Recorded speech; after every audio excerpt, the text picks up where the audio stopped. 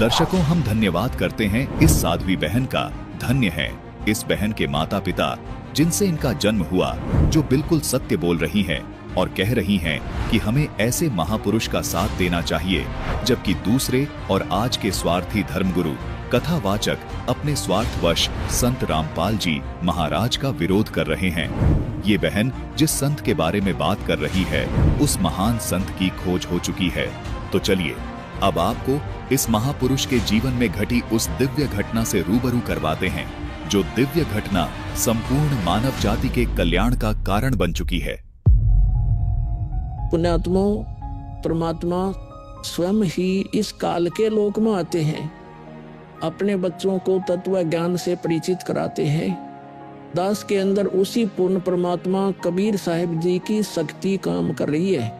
आप सभी पुण्यात्माओं को काल के जाल से निकालने के लिए परमात्मा इस पृथ्वी लोक में फाल्गुन शुक्ल पक्ष एकम विक्रमी संवत 2053 9 मार्च 1997 रविवार के दिन आए और सार नाम व सार शब्द खुलकर देने का आदेश दिया, जिससे आप सभी का मोक्ष हो सके।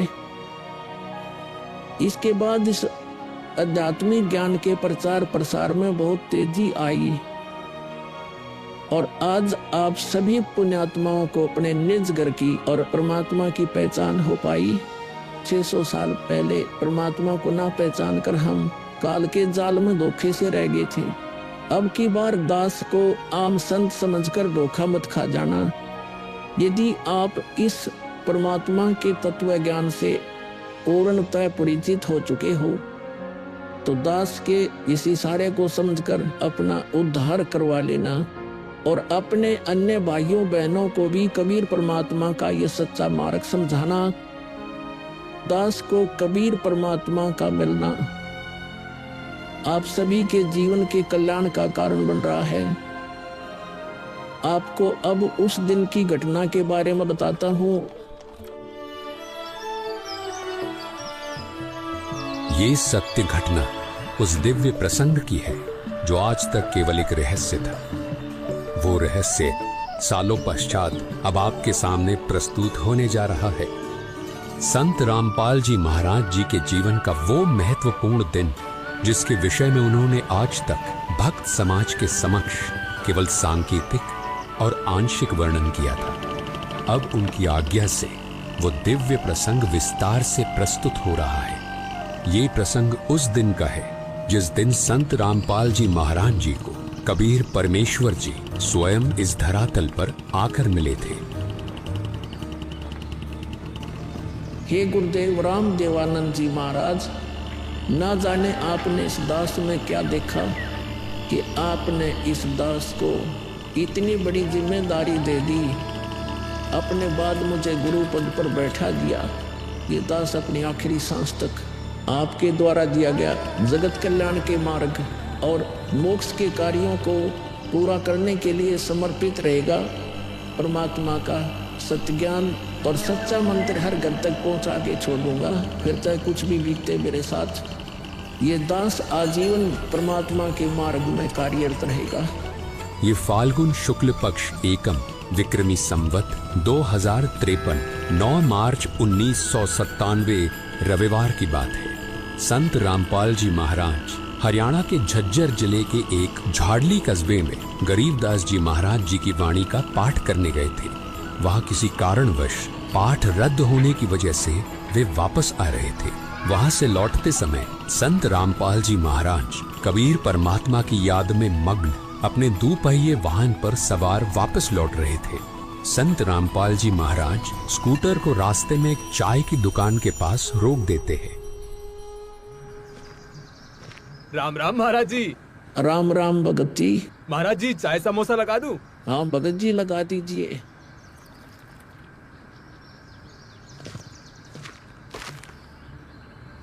इस बोले भगत को भी परमात्मा का तत्व ज्ञान समझाना चाहिए। भगत जी, कबीर परमात्मा की भक्ति करनी चाहिए। मनुष्य जीवन हमें सिर्फ इसीलिए मिलता है। मानुष जन्म दुर्लभ है ये नलन बोरे, जैसे तरवर से पत्ता टूट गिरे वो बोर न लगता ढोरी। भगत जी, इस काल लोक का कोई भरोसा नहीं है, न जाने कब किस पर क्या बिजली गिर जाए। इसलिए कहता हूँ आपको कि कबीर परमात्मा से जुड़ जाओ, नाम दीक्षा लेकर अपना कल्याण करवा लो। वो कबीर परमात्मा यह भी आपकी और आपके परिवार की रक्षा करेगा और मृत्यु के बाद सीधा मोक्ष को प्राप्त कर जाओगे। ठीक कहते हो महाराज जी। हे कबीर परमात्मा, ऐसे गंदे लोक में जहां आदमी की जिंदगी का पल का भरोसा नहीं, व्यक्ति यहाँ जी कैसे रहा है, ना जाने कब क्या हो जाए, कब कौन सी बीमारी हो जाए, कब दुर्घटना हो जाए, कब कोई संसारिक आपदा आ जाए। दाता, आपकी भक्ति के बिना यहाँ किसी को ना सुख मिल सकता है और न ही मोक्ष। ये बात ये बोले जीव कब समझेंगे? आखिर ये अज्ञान अंधेरा कब दूर होगा दाता? आप ही दया करेंगे कबीर परमेश्वर। ये बोले जीव तो अपना जीवन आपकी भक्ति के बिना व्यर्थ ही कर रहे हैं।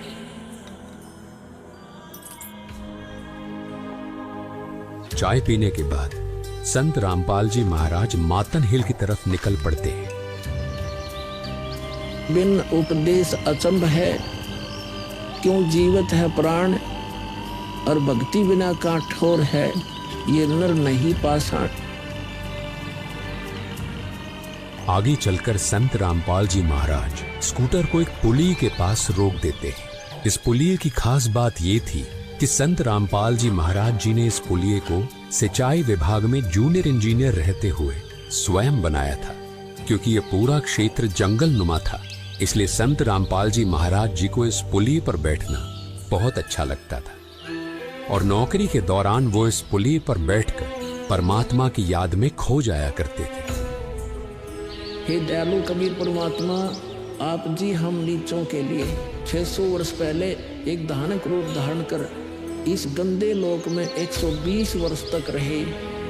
आप जी को गर्म तेल के कढ़ाई में डाला गया, खूनी हाथी से मरवाने की कोशिश की गई, दरिया में डुबोकर मारने की कोशिश की गई।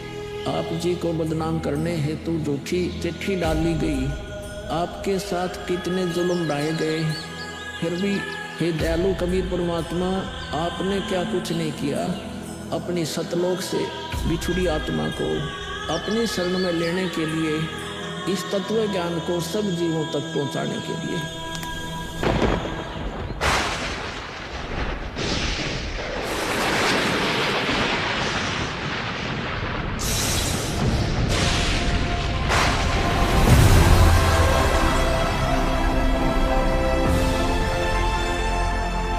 साहेब कबीर आजा आत्मा तोए पुकारती, तेरे हाथ में चाबी हो सतगुरु सतलोक द्वार की।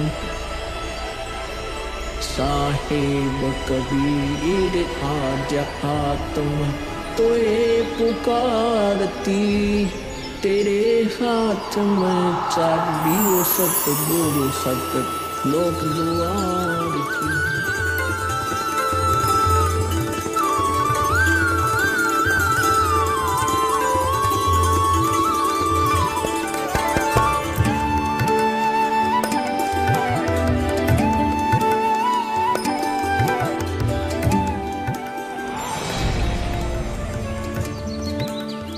राम राम भगत जी। राम राम। आओ भगत जी बैठिए, खड़े क्यों हो? संत रामपाल जी महाराज अपने परने को पुलिया की दीवार पर बिछा देते हैं और महात्मा जी से बैठने का आग्रह करते हैं। कहाँ से आए हो बेटा, क्या करते हो? भगत जी, वैसे तो मेरा गांव धनाना है, जिला सोनीपत में पड़ता है। अब एक छोटा सा मकान बनाकर रोहतक में रहता हूँ। जूनियर इंजीनियर था, लेकिन अब नौकरी छोड़ दी है। बेटा, तेरे धनाना और रोहतक वाले घर के बारे में तो मैं अच्छी तरह से जानता हूँ और यह भी जानता हूँ कि तेरे 2 पुत्र और 2 पुत्री हैं। मैं तो यह पूछ रहा था कि इस जन्म से पहले तेरा घर कहाँ था? अरे इन महात्मा जी को मेरे बारे में इतना कैसे पता है? महात्मा जी, जन्म से पहले हम सतलोक में थे, वही हमारा घर था। लगता है ये भगत जी राधा स्वामी पंथ के अनुयायी हैं। इनको सत्य का ज्ञान कराना चाहिए। मेरे गुरुजी स्वामी रामदेवानंद जी हैं। मेरे भगवान कबीर देव जी सृष्टि के रचनहार है, वही सतपुरुष है।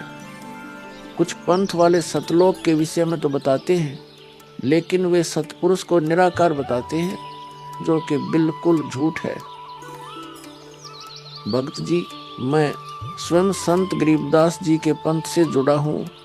संत गरीबदास जी गांव छुड़ानी, जिला झज्जर वाले थे और उनको 10 वर्ष की उम्र में कबीर परमात्मा जी जिंदा महात्मा के रूप में मिले थे। उसके बाद कबीर परमात्मा जी गरीबदास जी की आत्मा को अपने साथ सतलोक ले गए थे और वहाँ की सारी व्यवस्था दिखाकर उन्हें इस धरती पर वापस छोड़ा था। फिर उन्हीं बालक गरीबदास ने सतलोक के बारे में बताया कि ऊपर सतलोक है, वहाँ सारी सुख सुविधा उपलब्ध हैं, सदाबहार बाग हैं, नर नारी की सृष्टि है। वहीं पर एक गुम्मट युक्त महल में कबीर परमात्मा जी सिंहासन पर बैठे हुए हैं और वहीं से कबीर परमात्मा जी इस सृष्टि को चला रहे हैं। हम सब वहीं रहा करते थे, वही हमने जाना है।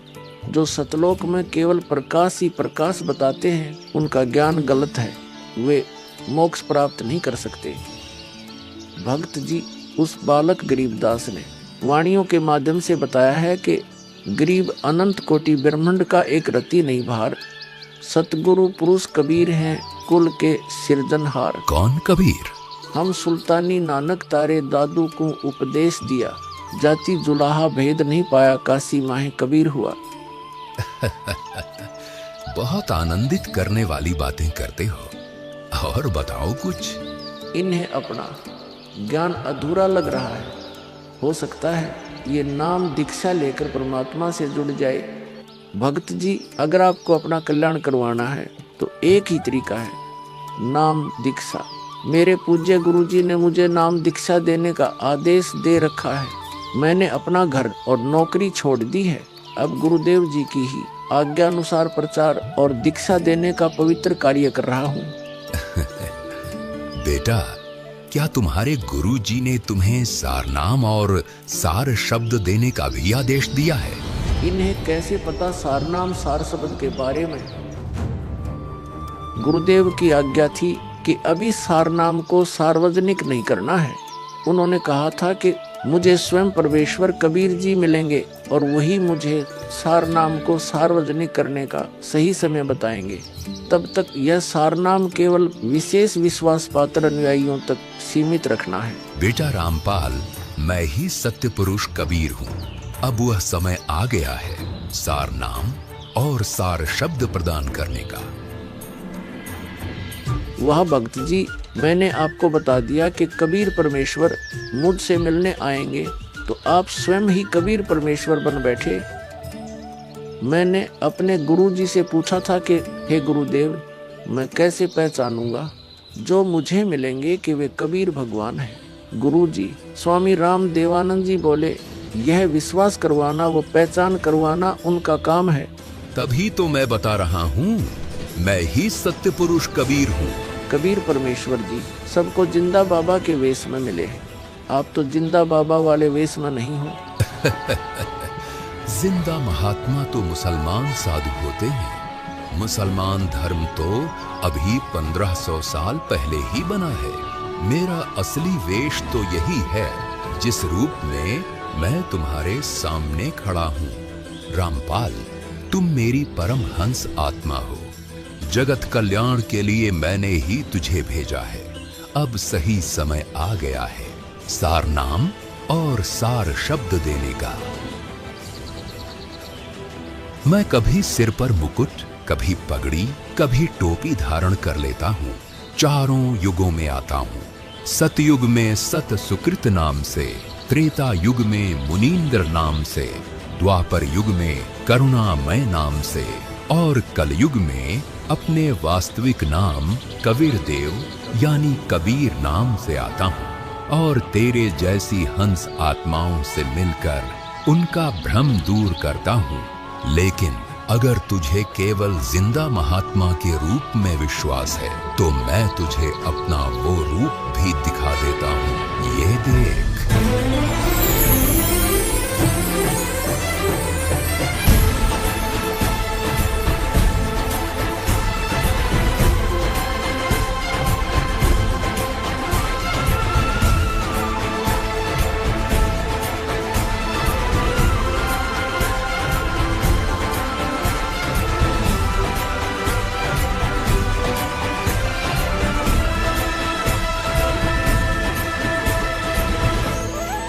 हे परमेश्वर, मुझे क्षमा कर दीजिए।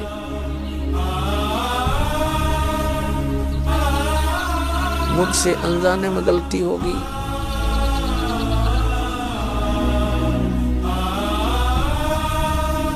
आपने मुझे साक्षात दर्शन दिए और मैं आपको पहचान न सका। मुझे क्षमा कर दीजिए परमपिता। बेटा रामपाल, अब वो समय आ गया है जो मैंने धर्मदास को कहा था कि कलयुग बीते 5500 पांचा, तब यह वचन मेरा होगा साचा।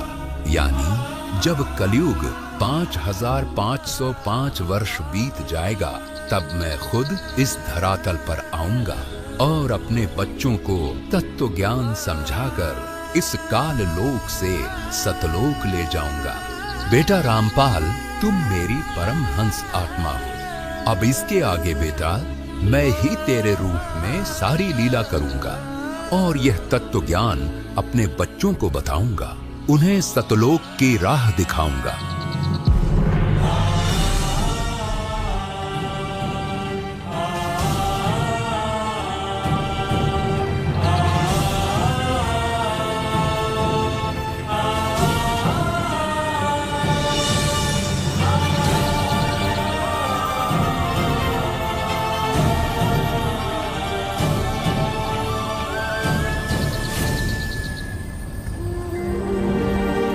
इस प्रकार कबीर परमात्मा संत रामपाल जी महाराज जी को सह शरीर सतलोक भेज देते हैं और अपनी लीला को आगे बढ़ाते हैं। गली ख्यालवी साल सतगुरु अतल दिगंबर धीर, भक्ति हेत काया घर आई, अवगत सहत कबीर। भक्ति हेत काया घर आई, अवगत सहत कबीर। अमर करूं सतलोक पठाऊं, तात बंदी छोड़ कहाऊं।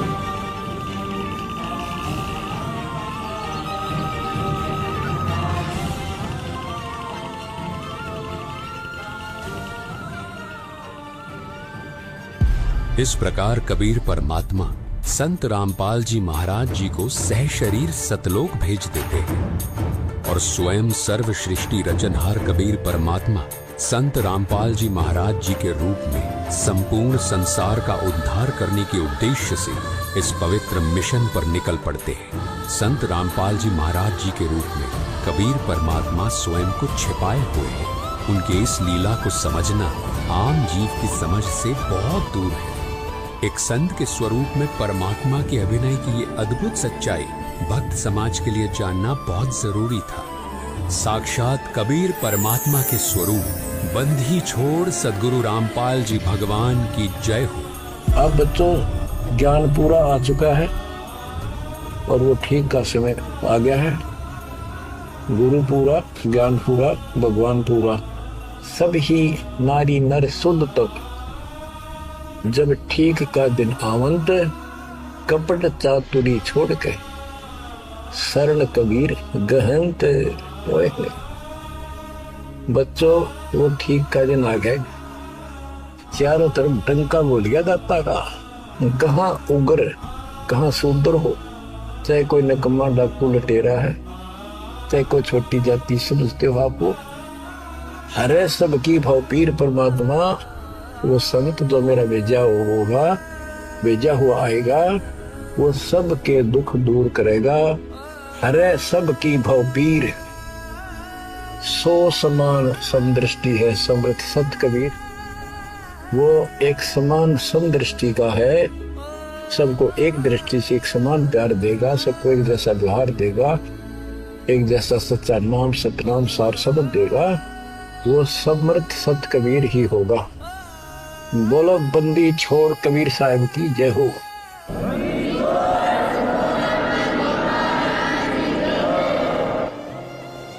आपके मोक्ष के लिए परमात्मा ने कसर नहीं छोड़ रखी। जो भी संभव व्यवस्था है वो सारी कर दी है। बच्चों तुम भी दया करियो, रहम करियो परम पिता पे। बच्चों आने वाली पीढ़ियां आपको भी याद करा करेंगी, जब तक चांद सूरज रहेंगे आपका नाम रहेगा कि हमारे कौन माता पिता, कौन दादा परदादा दादी इसे अमृत ज्ञान को हमारे कुल में लाए थे। आने वाली पीढ़ियों के उद्धार के लिए तुम जिम्मेवार हो, कुर्बान हो जाओ। पहचान लो उस परम पिता को और पहचान लो अपने गुरुदेव को। परमात्मा आपको मोक्ष दे, आपको सद्बुद्धि देकर रखे, आपको भगवान की याद बनी रहे, सतलोक याद रहे, काल का कष्ट भी याद रहे। यहाँ भी सुखी रहो, सतलोक में सदा सुखी होकर। ये दास का आशीर्वाद है। सत साहिब।